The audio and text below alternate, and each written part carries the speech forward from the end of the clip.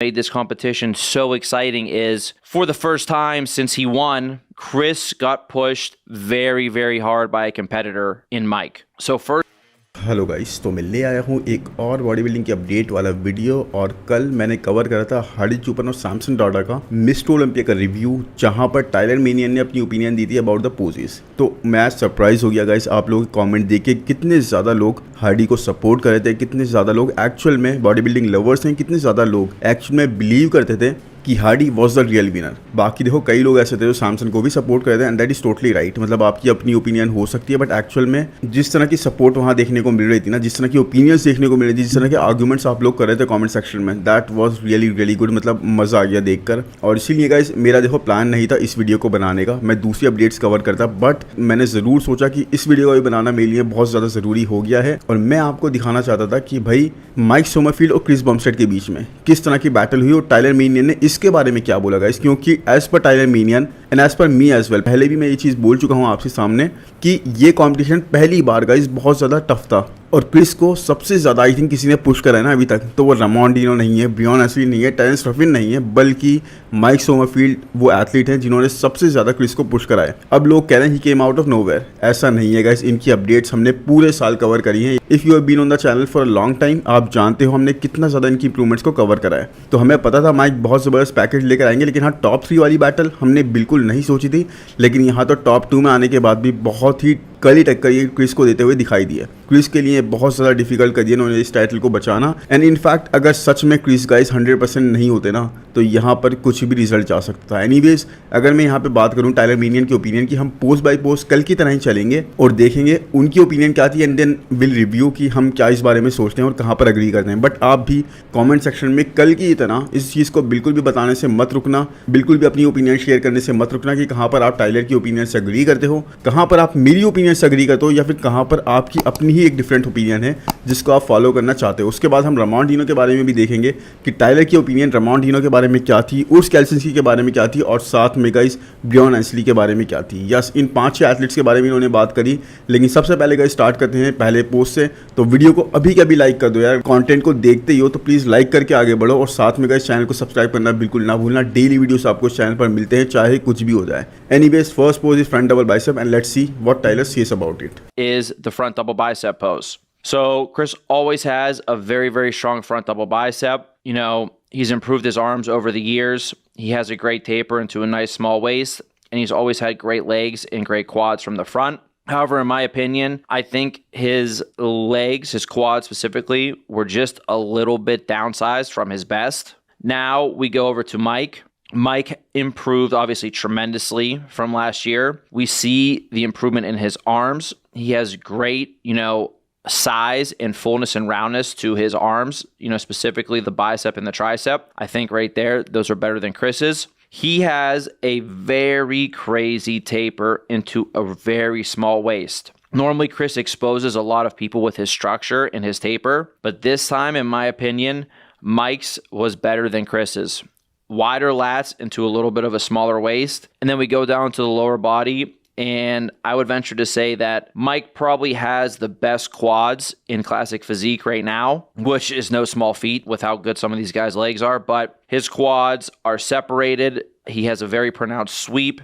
The development that he has there is next level, and the overall balance upper to lower body is very, very good. And he brought very good conditioning to this show as well. So for me, I actually gave the front double bicep pose to Mike. Next up is, तो सबसे पहले तो यहाँ पर guys Tyler ने ये बोला कि क्रिस को सबसे ज़्यादा पुश करा, बहुत ज़्यादा पुश करा यहाँ पर माइक सोमरफील्ड ने। और पोस्ट की बात करते हुए इन्होंने ये बताया कि क्रिस के आर्म्स यहाँ पर हमने देखा काफ़ी पिछले सालों में काफ़ी ज़्यादा ब्रॉटअप है, इनका वी टेपर काफ़ी अच्छा है, काफ़ी अच्छे इनके लैट्स फ्लेयर करते हैं, इनकी वेस्ट काफ़ी स्मॉलर साइड पे और कॉर्ड्स भी इनकी काफ़ी बिगर साइड में, तो पूरा एक्सट्रीम बन के आता है और बहुत अच्छी कंडीशन भी ये नेल कर रहे थे। लेकिन इन्होंने साथ में ये भी बोला गाइस कि क्रिस की कॉर्ड्स गाइस पहले ही कंपैरेटिवली इनके स्मॉलर साइड पे लगी। साथ में माइक पे जाते हुए इन्होंने बोला कि माइक के आर्म्स क्रिस से बेटर थे, क्रिस से फुलर साइड पे थे, और इस बारे में कोई डिनाइल वाली बात नहीं है। क्रिस के arms even though have improved during the past years, but अभी भी हम जानते हैं कि क्रिस की बॉडी का अगर कोई लैगिंग पार्ट है गाइस तो वो है क्रिस के आर्म्स। बाकी माइक के आर्म्स देखो आप कितने ज़्यादा फुलर साइड पे हैं, माइक के लैट्स देखो कितने ज़्यादा वाइडर साइड पे ओपन हुए, साथ में एक स्मॉलर वेस्ट पे जाके मिल जाते हैं। इनकी quads are definitely one of the great ones in the current lineup guys. मतलब अपने हर एक मसल को इन्होंने बहुत ज़्यादा अमेजिंगली ब्रॉटअप करा है, इवन आफ्टर 5'9", सिर्फ 5 फीट 9 इंचज़ के हैं, उसके बाद भी जिस तरह से मसल प्रपोर्शन में दिए गए ना, उससे इनका फ्रेम बहुत ज़्यादा क्रेजी लग रहा है, बहुत ज़्यादा क्लासिक लग रहा है। कंडीशनिंग में भी he is really nailing it. तो वही चीज़ उन्होंने बताया और ये पोज इन्होंने दिया माइक सोमरफील्ड को, यानी कि ये पोज गाइस माइक ने जीत लिया। और इस बारे में आई थिंक मैं भी अग्री करूँगा कि बिल्कुल माइक अगर इस पोज को जीत जाते हैं, कोई डिनाइल वाली बात नहीं है, कोई इसमें गलत बात नहीं लग रही मुझे यहाँ पर। बिकॉज सी मुझे एक्चुअल में बिलीव नहीं हो रहा, मैं ये चीज़ बोल रहा हूँ, बट क्रिस को एक्चुअल में काफ़ी स्ट्रॉन्ग बैटल देते हुए दिख रहे हैं। और यहाँ पर ये पोज अगर क्रिस को जाता तब भी इतना क्वेश्चन नहीं होता, लेकिन अगर माइक ये पोज जीतने का तो मुझे ऐसा नहीं लगता बिल्कुल ही कि हम अगर क्रिस के फ़ैन हैं तो हम ये चीज़ बोलें कि भाई माइक डिजर्व नहीं करते। माइक यहाँ एक्चुअल में डिजर्व कर रहे हैं। आप लेग्स देखो इनके किस तरह के अमेजिंगली मसल मास कैरी करते हुए दिख रहे हैं, पूरा फ्लो ही अमेजिंग आ रहा है। एनीवेज इसके बाद बात करते हैं फ्रंट लेग स्प्रेड पोज की। अरे मतलब फ्रंट लेग स्प्रेड पोज तो इसमें होता नहीं है, लेकिन हाँ दूसरा पोज जो है इसका साइड चेस्ट पोज, उसकी बात करते हैं। Is obviously Chris's strongest pose, in my opinion. It's always been. Normally, Chris blows everybody out completely with this pose. I think, for Mike, he has a side leg that is actually very comparable to Chris's. Chris's side leg is normally more detailed and much, much bigger than everybody else's that's been compared to him. Mike hangs in there with him in this department. Now, I still think Chris's is better, but Mike is hanging in for sure. The outer arm detail on Chris is great. Outer arm and shoulder. Chest is full and striated. Mike improved his outer arm and shoulder a lot. You see his chest also improved. I think he did enough to hang with Chris in this pose, but still Chris takes this pose just because he's very, very overwhelming in this pose. But Mike still looked great. तो यहाँ पर इन्होंने बताया कि Chris का side chest pose is very great, मतलब बहुत ज़्यादा अमेजिंग है। कोई भी इनको इस पोज में बीट कर नहीं पाता, बिल्कुल ये होम रन मार देते हैं इस पोज के अंदर। और यहाँ पर भी गाइस ऐसा ही कुछ दिखाई दिया। क्रिस का फ्लो जो इस पोज में बनता है वो इनसेन लेवल का बनता है। आप इनके लेग्स देखो किस तरह से डिटेल प्रेजेंट कर रहे हैं, किस तरह से इनकी हैमस्ट्रिंग हैंग कर रही है। और सच में गाइस आप यहाँ पर माइक के लेग को देखोगे तो आप उनके लेग को भी बहुत अमेजिंग फाइंड करोगे, मतलब बहुत ज़्यादा हैंग कर रहे हैं टोटली क्रिस के साथ। In fact in terms of muscle mass guys I think Chris को भी बीट कर रहे हैं इन टर्म्स ऑफ लेग्स। जिस तरह की हैमस्ट्रिंग लग रही है, जिस तरह से इनके क्वाड्स का साइज आ रहा है, जिस तरह से सेपरेशन दिखा रहे हैं मसल्स के अंदर। लेकिन गाइस वही बात है, अपर बॉडी में आने के बाद अगर आप देखोगे चेस्ट वगैरह, तो उन्होंने यही बताया कि चेस्ट में यहाँ पर क्रिस का बहुत ज़्यादा फुलर साइड पे था, स्ट्राइशंस शो कर रहा था। माइक के भी हम थोड़ी बहुत स्ट्राइशंस देख सकते हैं, बट उस तरह से माइक का चेस्ट नहीं दिख रहा जैसा क्रिस का है। प्लस अगर हम आर्म की बात करेंगे तो यहाँ पर more conditioning, more vascularity and more details क्रिस ही प्रेजेंट कर रहे हैं। साथ में डेल्ट भी देख लो आप, यहाँ पे ज़्यादा बेटर सेपरेशन शो कर रहा है क्रिस की। प्लस गाइस अगर ये इतनी सेपरेशन नहीं भी शो कर रहे होते तब भी क्रिस का फ्लो इस पोज के लिए इनसेन लेवल का है, कोई भी इनको इस पोज में टच नहीं कर सकता। और वही चीज़ यहाँ पर क्रिस हमें दिखाते हुए दिख रहे हैं गाइस। तो माइक इन्होंने ये बोला कि यहाँ पर हैंग कर रहे हैं क्रिस के साथ, but he is not beating him. और मुझे भी एक्चुअल में यही लगता है गाइस कि क्रिस यहाँ पर बहुत ज़्यादा अनस्टॉपेबल से हैं इस पोज में। उनको मुझे तो ये भी नहीं लगता कि माइक यहाँ पर हैंग कर पा रहे हैं, इतने ज़्यादा स्ट्रॉन्ग यहाँ पर लग रहे हैं क्रिस माइक के सामने। इनफैक्ट लोअर बॉडी में मैं बोल सकता हूँ कि हाँ हैंग कर पा रहे हैं, लेकिन हाँ अपर बॉडी में देयर इज़ नो चांस कि क्रिस को माइक यहाँ पर बीट कर रहे हैं। That is how strong his this pose is. Anyways अब चलते हैं बैक डबल बाइसेप पोज पर। Next up is the back double bicep pose. And in my opinion, this was the closest pose between these two guys. Upper body wise and back wise, I think Mike had the better back. You saw the thickness, the separation, and the detail. Great arms and shoulders here in this pose. Chris's back has obviously improved over the years, but his width was not as good as Mike's.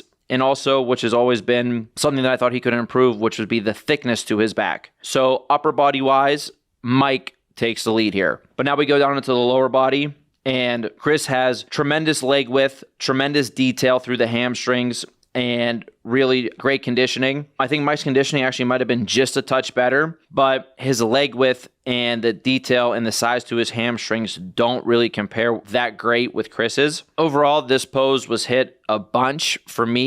It was really, really a toss-up, but at the end of the day, I think when Chris is able to hit the back double correctly, I still barely gave the edge to him, which would make this 2 poses to 1 right now for Chris. यहाँ पर guys back double biceps pose में इन्होंने बताया कि ये बहुत closest pose था I think out of all the 5 poses, क्योंकि यहाँ पर गाइस माइक बहुत ज़्यादा टो टू टो खड़े हुए बिल्कुल क्रिस के साथ में। अब देखो अपर बॉडी में आप देखोगे गाइस तो बिल्कुल आपको एक्चुअल में लगेगा कि यहाँ पे माइक क्रिस को बैटल ही नहीं कर रहा है बल्कि बीट कर रहे हैं, क्योंकि अपर बॉडी में माइक की थिकनेस देखो बैक के अंदर कितनी ज़्यादा दिख रही है। क्रिस की थिकनेस अच्छी है बट माइक एक अलग ही लेवल की थिकनेस लेकर आए। साथ में विथ माइक की अपने फ्रेम के हिसाब से बहुत ही ज़्यादा है, बैक में लैट्स वगैरह बहुत ज़्यादा अच्छे से फ्लेयर कर रहे हैं। साथ में गाइस आर्म्स वगैरह देखो वही फुलनेस वाला फैक्टर कैरी कर रहे हैं। लेकिन यहाँ पर आर्म्स की सेपरेशन गाइस मुझे क्रिस की ज़्यादा बेटर लगी। और इनफैक्ट अपर बॉडी में क्रिस को अगर एडवांटेज जाता है ना गाइस, तो वो कंडीशनिंग का मुझे यहाँ से लगता है कि अपर बॉडी में क्रिस के ट्राइसेप्स में देखो गाइस, आपको स्ट्राइशंस तक दिख जाएंगी, फाइबर्स तक दिख जाएंगे, जबकि यहाँ पर माइक के साथ वो नहीं लग रहा। माइक की कंडीशनिंग बैक पोज में थोड़ी सी माइनर सी लैग करती हुई दिख रही है। इवन इनफैक्ट आप लोअर बॉडी में आओगे गाइस, तो ग्लूट्स में यहाँ पर फाइबर्स आपको माइक के ज़्यादा दिखेंगे क्रिस से ज़्यादा, जबकि क्रिस के ग्लूट्स भी पूरी तरीके से टाइटर साइड पे हैं, हार्डर साइड पे हैं। लेकिन guys hamstrings are the place जहाँ पे पूरा डिफरेंस क्रिएट होता है, बिकॉज हैमस्ट्रिंग यहाँ पर पूरी तरीके से पील्ड हमें क्रिस की दिख रही है। माइक की उतनी ज़्यादा बैटर पील्ड नहीं लग रही जैसी क्रिस की दिखाई दे रही है। क्रिस की हैमस्ट्रिंग्स पूरी तरह से खिंची हुई है गाइस, पूरी तरह से मसल्स पॉप करते हुए दिख रहे हैं। Plus in terms of size as well he is carrying more with more mass, और वही चीज़ यहाँ पर क्रिस को एडवांटेज देती है। बट इन्होंने साथ में गाइस ये भी बोला कि उसके बाद भी एक बहुत क्लोज पोस्ट था, और साथ में गाइस यहाँ पर माइनर सी एज मिली है क्रिस को, नहीं तो ये पोस्ट माइक का भी हो सकता था। और मेरे हिसाब से गाइस ये पोस्ट कहीं पे भी जा सकता था, बहुत स्ट्रांग पोस्ट माइक भी हिट कर रहे हैं इसको। साथ में विद के साथ में जो डिटेल शो कर रहे हैं ना अपनी बैक पे थिकनेस के साथ में, they are looking really really good. मतलब टो जाने वाली बात जो कही जा रही थी वो माइक के बारे में, एक्चुअल में मुझे यहाँ पर सच लग रही है कि भाई क्रिस को एक्चुअल में बहुत अच्छी बैटल हमें अगर देखने को मिली है ना, कोई आसपास आए क्रिस के, तो वो है माइक। एनीवेज अब चलते हैं नेक्स्ट पोस्ट पे गाइस, जो कि है एब्स एंड थाइज। तो यहाँ पर अभी तक स्कोर यही है कि 2 for Chris and 1 for Mike. Chris always has a good ab and thigh, whether he's crunched down on the abs or in the vacuum. His vacuum is obviously extremely impressive. He's always had good abs, but they could be deeper and blockier for sure. Again, I told you I think his quads were just a little bit downsized from the front this year as well. Now for Mike, we see he has very, very good abs, very symmetrical, very detailed, very separated. Good detail all throughout the abdomen, a nice taper flowing into his nice small waist, and crazy, crazy quads from the front.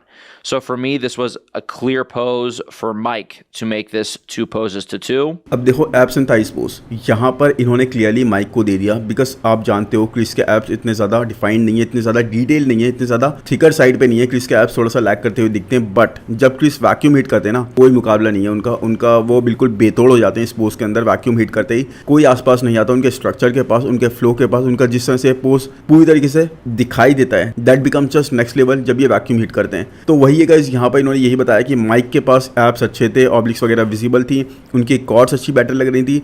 अब देखो मुझे ऐसा नहीं लगता कि mic का ये pose बहुत ज़्यादा स्ट्रांग था, बिकॉज माइक की वेस्ट भी काफ़ी ज़्यादा ना थिकर साइड पे लग रही थी इस पोज के अंदर। तो इनफैक्ट अगर फ्लो की बात करें एब्स के साथ भी, तो मुझे यहाँ क्रिस का ज़्यादा बेटर लग रहा था। हाँ, लेकिन जैसे पोज का नाम चाहता है एब्स एंड थाइज, वहाँ एब्स की बात करें तो यहाँ पर माइक के क्रिस से बेटर थे, और आई थिंक वहीं पर जजेस ने उनको एक एडवांटेज दिया। लेकिन हाँ, वैक्यूम की बात इन्होंने कंसीडर नहीं करी। अगर वैक्यूम की कंसीडर करते भाई, तो फिर ये पोज तो क्रिस का ही होना था। जजेस ने ये पोज दिया माइक को, वैसे मेरे हिसाब से ये पोज मैं तो क्रिस को ही देता। बाकी आप बताओ आपकी इस बारे में क्या ओपिनियन है। लेकिन अभी तक स्कोर हो गया गाइस माइक 2 क्रिस 2, तो देखो कितना क्लोज ये कंपटीशन आ गया था। इनफैक्ट बिल्कुल टो टू टो यहाँ पे बिल्कुल बराबर पहुंच गए थे दोनों, और यहाँ पर सिर्फ एक पोस्ट का डिफरेंस था कि अगर एक पोस्ट कोई दूसरा जीत जाता तो शायद हमें एक न्यू चैंपियन भी मिल सकता था। जबकि मुझे लगता है बैक डबल बाइसेप पोज में ज़्यादा चांसेस थे वहाँ पर माइक के जीतने के, in fact compare to the abs and thighs pose. But anyways जजेस ने ये डिसाइड करा, आप बताना अपनी ओपिनियन। लेकिन अब चलते हैं लास्ट पोस्ट पे, जो कि मोस्ट मस्कुलर। आई थिंक जिसको डिसाइड करना, जिसके बारे में बात करना, जिसके बारे में डिफाइन करना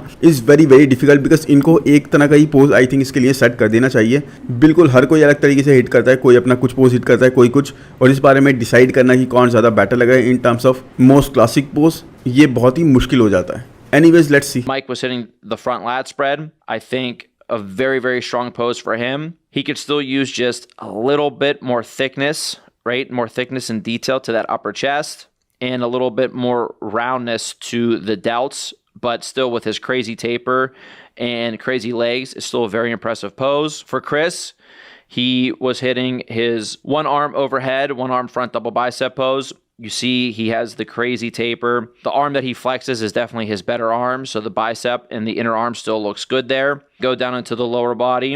While the legs might be downsized a bit, they're still good. The leg he has forward is more separated. We see the detail and everything there. Very, very good overall balance to him in this pose. And for me, he does a really good job of showing off his strengths, and we don't really see any weaknesses here, what it's all about for favorite classic pose. And that's why I would give this pose to Chris to make it 3 poses to 2. और यहाँ पर guys देखो mic hit कर रहे थे front light spread pose, जो कि एक मोस्ट अमेजिंग पोज है माइक का फ्लो इस पोज के अंदर बहुत अमेजिंग लग रहा था। इनके लैट्स बहुत अच्छे निकल के आ रहे थे, इनके लेग्स मतलब पूरे ना एक स्टैचू की तरह दिखते थे, और हम पहले से ही देखते थे इनके अपडेट से कि इनका ये पोज बहुत ज़्यादा स्ट्रॉन्ग है। और यहाँ पर जब ये हिट कर रहे थे ना, आई थिंक अगर क्रिस भी front left flat pose hit करते हैं तो देखने में बहुत मज़ा आता और बहुत ज़्यादा कंपैरिजन करना, बहुत ज़्यादा चूज़ करना मुश्किल हो जाता जजेस के लिए भी। लेकिन क्रिस ने यहाँ पर स्टार्टिंग में twisted back double bicep hit करा और उसके बाद माइक ने भी वो चीज़ हिट करी अपने पोज को चेंज करके, और यहाँ पर क्रिस आई थिंक उनको खा गए, क्योंकि देखो माइक का ये पोज काफ़ी अच्छा था, स्ट्रॉन्ग था, लेग्स भी उनके अच्छे लगे थे, लेकिन इन terms of detail guys, in terms of conditioning, in terms of जो थिकनेस पता लगी ना क्रिस की इस पोज के अंदर, वो एक अलग ही लेवल थी। आई थिंक इतने टाइम से वो इस पोज को हिट कर रहे हैं और उनका स्ट्रॉन्ग पोज है काफ़ी ज़्यादा, वो इस चीज़ को जानते हैं, इसीलिए उन्होंने इस पोज को हिट करा। और साथ में guys he was looking really really amazing, बहुत ज़्यादा डिटेल प्रेजेंट करते हुए हमें दिखाई दिए। कंडीशनिंग का डिफरेंस ना इस पोज से बहुत ज़्यादा क्लियर हो गया था। उसके बाद क्रिस ने एक दूसरा पोज हिट करा, जो वो अपना एक हाथ सर पे रखने के बाद वन आर्म से बाइसेप पोज हिट करते हैं। That is just next level guys. I think इस पोज को मेरे हिसाब से गाइज कोई भी कभी भी बीट नहीं कर सकता। ये एक सिग्नेचर क्लासिक पोज है क्रिस का। क्रिस का इस पोज में कोई मुकाबला नहीं है। जिस तरह से वो वैक्यूम भी हिट करते हैं इस पोज के बाद, उनके लैट्स फ्लेयर करते हैं, मतलब ही लुक्स जस्ट आउटस्टैंडिंग। कोई भी इनके लेवल पर इस पोज के अंदर नहीं आ सकता और वहां पर क्रिस गेम ओवर कर देते हैं। आई थिंक माइक बहुत ट्राई कर रहे थे इस पोज को जीतना, किसी भी तरीके से अपने पोज को हिट करके, फ्रंट लेग्स पर पोज को हिट करके और बहुत अच्छे से अपने पोज को दिखा के, लेकिन वो यहाँ पे बैटल कर नहीं पा रहे थे क्रिस से बिल्कुल भी। क्रिस बिल्कुल ही ज़बरदस्त लगते हुए दिखाई दिए इस पोज के अंदर, मतलब ट्विस्टेड बैक डबल बाइसेप वहीं इन्होंने गेम ओवर कर दिया था। फिर उसके बाद उन्होंने जब ये दूसरा पोज हिट करा तो भाई बिल्कुल ही जजेस के माइंड में डाउट नहीं रहा कि हमें किसको पोज देना चाहिए, और Chris totally won the pose. But overall, extremely close show.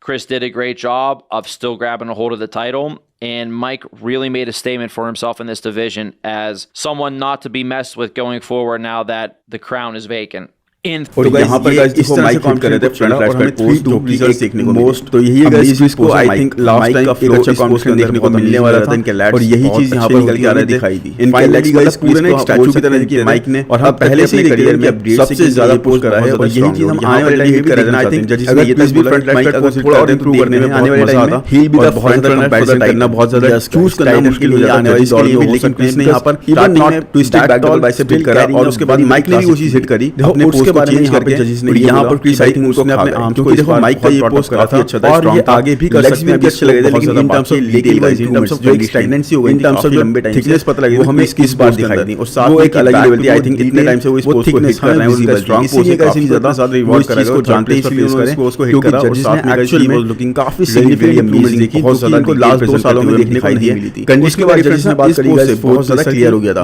उसके बाद रमॉन्डिनो के बारे में इन्होंने यही बोला कि जो अपने लैट्स सर पे रखने के बाद वन आर्म से बाइसेप पोज हिट करते हैं, ज्यादा वाइड लग रहे थे, उनको यहीं पर काम करना, अपनी कंडीशन को मेरे हिसाब से गाइस कोई भी कभी भी बीट नहीं एज पर जजेस गाइस। ये एक सिग्नेचर नहीं, लेकिन हां अपने लैट्स पे इनको काम करने से इस पोज में कोई मुकाबला नहीं है। जिससे हम वैक्यूम बीट करते हैं इस पोज के बाद वही लैट्स प्लेयर करते हैं, कैप आपके पास ही लुक्स आउटस्टैंडिंग, पूरा साइड में लगा दिया। उसके बाद अंदर नहीं आ सकते हो, वहां पर इनके लैट्स वाइडर साइड यहाँ पर गाइस देखो माइक हिट कर रहा था फ्रंट लैट्स नैरोवर साइड पे लगा एक। और यही चीज मैं अपने फैंस को हमेशा बोलता आया हूं, माइक का फ्लो के लिए अगर इनके पास वेट कैप इनके लैट्स कहां से करेंगे, मतलब इनको वेट कैप में आने के लिए मतलब अपने सारे कपड़े रिमूव करने पड़े थे। उसके बाद पहले से ही देखते थे कि टाइम पे वेट कर रहा है, ये पोज बहुत ज्यादा स्ट्रांग, इनका वेट ज्यादा शो कर रहा है। आई थिंक आप सोचो कि अगर फ्रंट लेफ्ट पोज हिट करते हैं तो देखने में बहुत मजा आता, फिर उस चीज को बहुत ज्यादा कंपैरिजन करना बहुत ज्यादा मुझे लगता है जमान के पास जजेस के लिए भी ज्यादा स्कोप है। यहां पर माइनर स्टार्टिंग में जरूर इसका बैक डबल बाइसेप हिट करा और उसके बाद माइक ने भी उसी हिट करी अपने पोज को चेंज करके। उसके बाद यहां पर भी साइड गाइस यहां पर क्योंकि देखो माइक का ये पोज काफी अच्छा था, स्ट्रांग था, बोला लेग फ्रंट से हमेशा इनका फीडबैक होता है वही गाइस, इन टर्म्स ऑफ अपनी क्वाड्स पे इनको मास लो करनी है, लेकिन पता लगे जिस तरह से इसका साइड लेग था, जिस तरह से बैक अलग ही लेवल का। आई थिंक हर टाइम से इस पोज को हिट कर रहे हैं, उनका स्ट्रांग कर देगा, जिस तरह की थिकनेस वो चीज को प्रेजेंट करते हैं। इनको लगता है कि अगर बियॉन्ड ऐसे ही आते रहे ना तो टॉप 5 टॉप 6 से कभी ज्यादा नहीं प्रेजेंट करता। बियॉन्ड के लिए एक बहुत ज्यादा स्ट्रांग पोज था इस पोज से, बहुत ज्यादा क्लियर हो था। उसके बाद इसने एक दूसरा पोज हिट करना ज्यादा जो अपना एक हाथ सर पे रखने के बाद वन आर्म से तरीके से कंप्लीट करे जा रहे हैं टॉप 5 के बाहर कभी भी प्लेस नहीं। आई थिंक इस पोज को लिमिटेशंस के बाद भी कोई एक से कभी भी बीच पर लाए जा रहे हैं, हर बार अपने बेस्ट को क्लास कर रहे हैं। तो इस तरह से गाइस ये डिवीजन का इस पोज में कोई मुकाबला नहीं है। और आप इसे कितना भी करते हैं इस पोज के बाद उनके लैट्स प्ले करते हैं, लेकिन मतलब इससे मैं ज्यादा एग्री करता हूं कंपेयर टू के लेवल पर यस्टरडे वाला रिव्यू ऑफ टाइलर मेनियन जहां पर हार्डी और कर देते हैं। आई थिंक माइक को बहुत ट्राई कर रहे थे इस पोज को जीतना, बाकी गाइस आज का वीडियो अपने पोज को हिट करते हैं, फ्रंट लेफ्ट पे पोज को जीत करके और बहुत अच्छे से अपने पोज को दिखा रहे थे, लेकिन वो यहां पे बैटल कर नहीं पा रहे थे। क्रिस से भी बताओ कि आपका ओपिनियन इस बारे में क्या है, जबरदस्त लगते हुए दिखाई दिए कवर करते हुए देखने चाहते हैं। मतलब कल से बैक डबल बाइसेप्स वाले वही उन्होंने बाइक कर दिया था, उसके बाद जब ये दूसरा पोज हिट करा हो सकता है टोटल का भी रिव्यू बनाए उसके बारे में बात कर लेंगे। डाउट नहीं रहा कि हमें किसको पोज देना चाहिए। मिलते हैं नेक्स्ट वीडियो में, thank you one the pose.